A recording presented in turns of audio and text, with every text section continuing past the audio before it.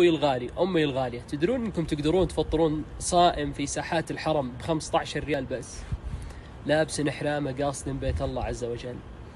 طيب يا غازي أنا ما معي 15 ريال، تدري أنك تقدر تفطر صائم في ساحات الحرم في العشر الأواخر من رمضان بمجرد أنك تنشر هذا المقطع؟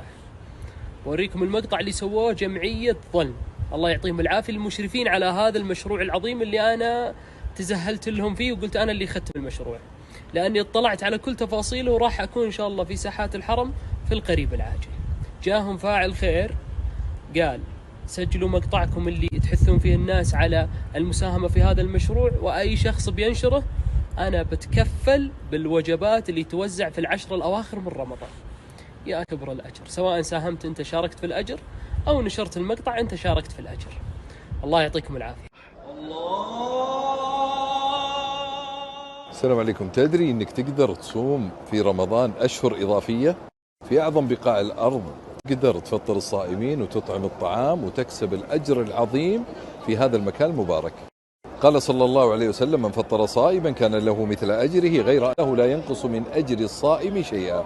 ولذا جمعية البر الخيرية بظلم تشرف على هذا البرنامج الرائع في إطعام الطعام وتفطير الصائمين يا إخوان في هذا المكان المبارك بترخيص رسمي.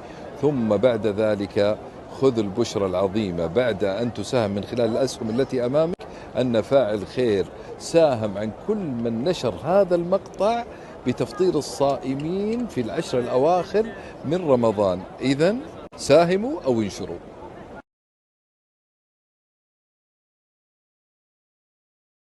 ساهموا أو انشروا.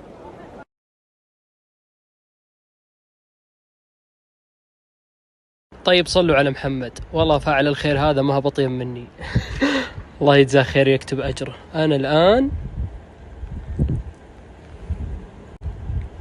أبى أتبرع عن كل شخص ساهم في نشر المقطع اللي قبل شوي،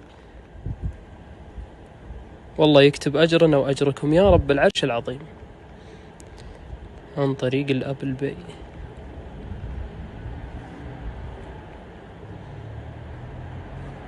الله يجعلها في موازين حسناتنا وحسناتكم، حسنات كل من نشر المقطع، الله يكتب أجرنا وأجركم.